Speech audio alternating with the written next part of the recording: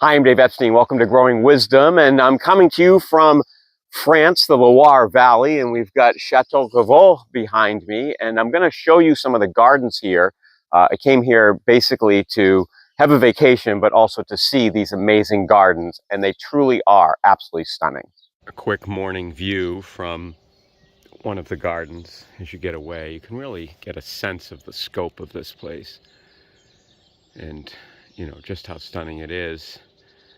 But the gardens, they're recognized by the French as gardens remarkable, except in the French word. And they really are remarkable. I mean, it is the reason I wanted to come here and see this place, was for just what are just amazing, jaw-dropping gardens. It's privately owned.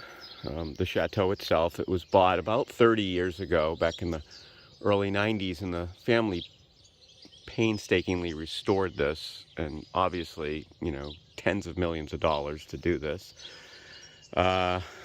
You've got the salvias mixed with the alliums, and I absolutely just love that, right? You've got just that gorgeous purple, and then you've got the pops of poppies in the middle with a little bit of red. It's almost like a painting where, the artist has said, let me just put a little bit of red in there.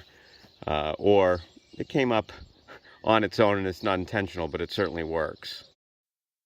What you have to appreciate is that the Leno family, I mean, this is privately owned, and the Leno family, yes, they have the means to do this, but not everybody has the passion to do this. And the passion that this family has for this property, to restore it to something that looks this amazing and wonderful, and to share it, you just have to say thank you, because, they own it. They don't have to let us in. And it's quite an amazing space to be in, and just huge gratitude to be able to have this shared. What you hear in the background, which is so cool about this little place, is they've got these peacocks running around. And you can see there's a white one there, just ready to go over the drawbridge.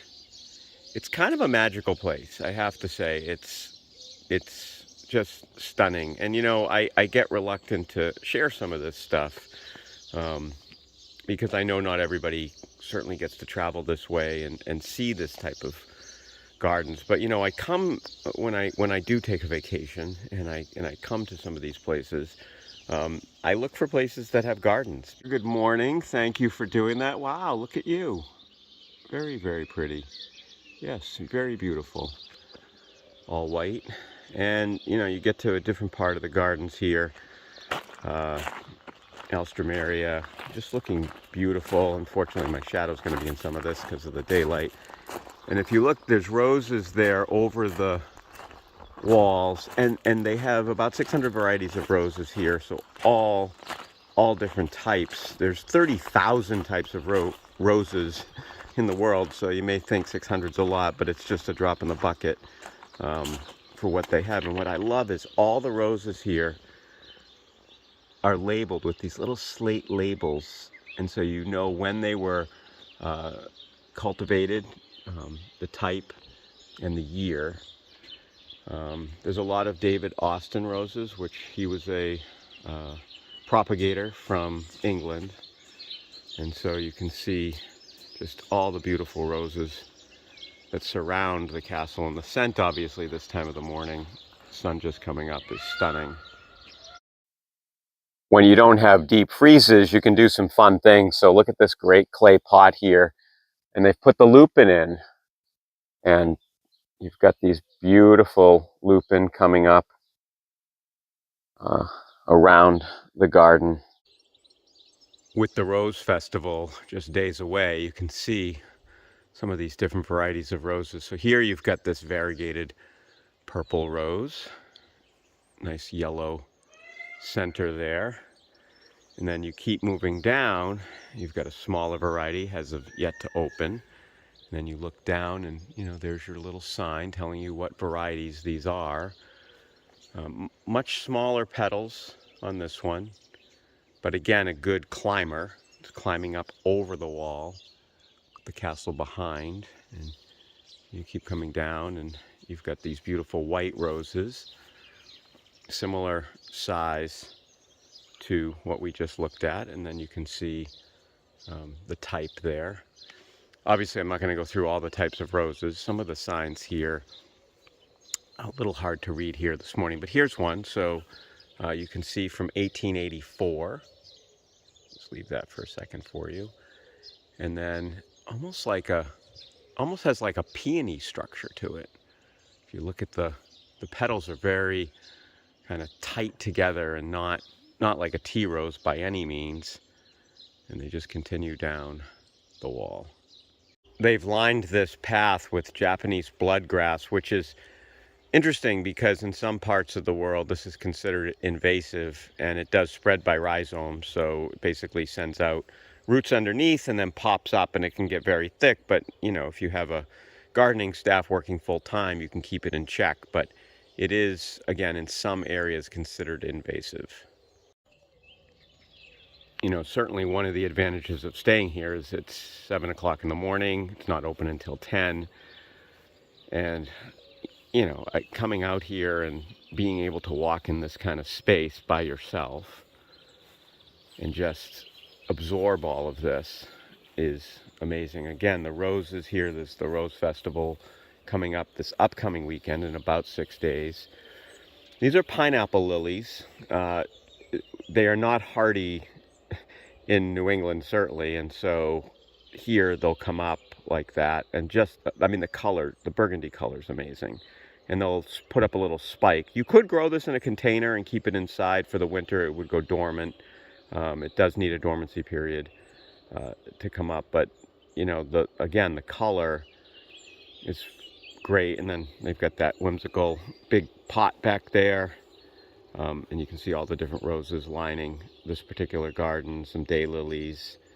And again, you know, you look at, here's the David Austin rose, William Shakespeare, 2008. And, you know, just ready to open up there, some of those buds. That one obviously is open. Another aspect of the gardens, besides, of course, the flowers that I showed you, are the sculptures, and they are scattered about and really fun. So here you have a little character hanging out. Actually got a little birdhouse. Those are pigeons just hanging out in there. And the signage is fantastic. One of the things about some gardens is they don't have good signage. So this place does a really nice job with the signage. So you feel like, if you're like, oh, I wonder why this garden's here or what it's about, you'll find a sign, purple smoke bush. And again, here you notice how green it is, but you add this pop of color, it really, you know, it becomes like an accent piece of art using plants in the middle of the garden, and the flowers up at the top, very light and airy. One of the things I like about those flowers.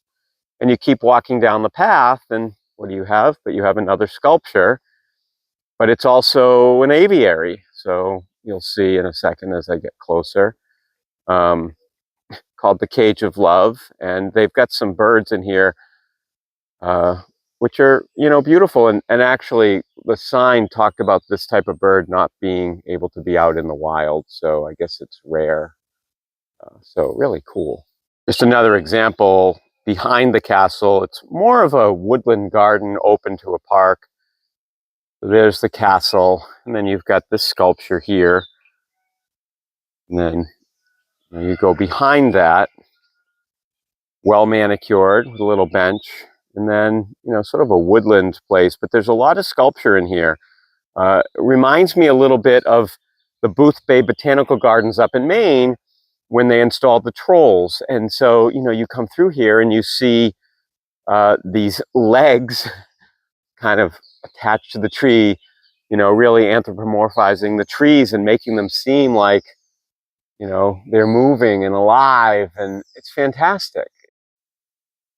Walking around, you'll stumble upon, you know, little hidden gardens behind a wall, and here's the dragon lily. One of them is opening up right there. Just look at that. Sometimes called the voodoo lily. You can see they're just going to be beautiful in about 2 days. Back there, you can see the spikes ready to open up, but this one's open and giving us quite a show. The gardens are designed by this woman, Patricia Lagnio. Sorry, Patricia, if I did not pronounce your name correctly, but they are absolutely stunning. She's been doing gardening for a couple of decades and has designed each garden with a theme and, you know, different times of the year. And a lot of things that I talk about on our Growing Wisdom is that, you know, you can have these areas of interest for 12 months during the year. And that's exactly what they've created here. So no matter when you're here, you're going to find something that's interesting. Of course, we're fortunate to be here late May, early June when the roses, 460 varieties, are really shining. But the trees, the plants, the perennials, the annuals, everything is just amazing at this place.